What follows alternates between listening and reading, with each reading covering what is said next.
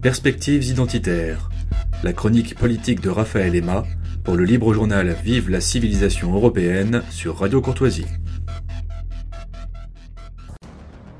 Quand on parle démographie à droite et surtout de la chute de celle-ci, en particulier chez les peuples européens, notre famille politique a quelques réflexes pavloviens. Elle va rechercher la responsabilité totale et exclusive de l'affaissement de celle-ci dans l'unique installation du modèle culturel et social post-68. Celui qui a défait la famille, celui qui a imposé les dictats féministes, celui qui a divirilisé les hommes.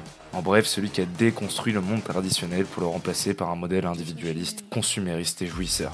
Cette piste d'explication fait reposer, si elle possède du vrai, la seule responsabilité de la chute démographique sur les responsabilités individuelles de chaque Européen, étant au choix trop lâche pour accepter son rôle social commun, ou alors refusant d'endosser ses responsabilités, esquivant toute forme de projection et de construction sur le long terme. Si cette réflexion est en partie vraie et qu'il est nécessaire de construire un modèle alternatif, il est pourtant pertinent d'analyser la chute démographique contemporaine avec l'approche structurelle et environnementale.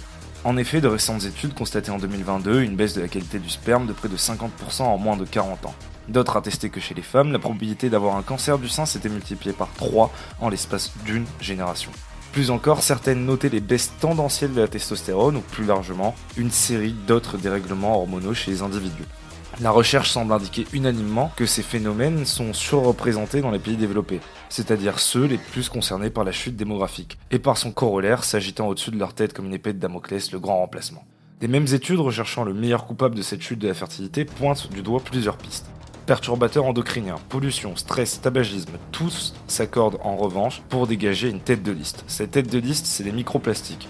Une appellation qui recouvre un certain nombre de substances comme le bisphénol A ou les phtalates que l'on retrouve notamment dans les processus plastifiants ou plus largement dans les produits issus du plastique. Anthropologiquement, la découverte du plastique, matériel solide, peu cher et pratique, a entraîné avec elle la popularisation de son utilisation.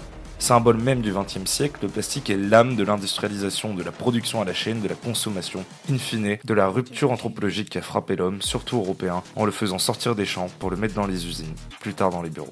Au-delà des microplastiques, c'est l'installation pérenne dans les sociétés post-industrielles de matériaux et substances nocifs pour le corps, ingérés au quotidien qui posent un souci majeur de santé publique. Une nouvelle fois, on retrouve ici un problème global. En effet, c'est l'ensemble du modèle de production et de consommation qui les sociétés européennes en tête ont adopté qui nous amène, sans trop exagérer, à appeler une stérilisation structurelle. En ce sens, on ne peut trouver de solution au problème de la chute démographique sans repenser, comme souvent, la structure dans son tout. À ces faux écologistes qui voudraient décourager les Européens à faire des enfants pour contrer le réchauffement climatique, nous pourrions leur dire, un peu en souriant, que les lobbies du plastique, de l'aspartame ou du paracétamol s'en chargent déjà très bien.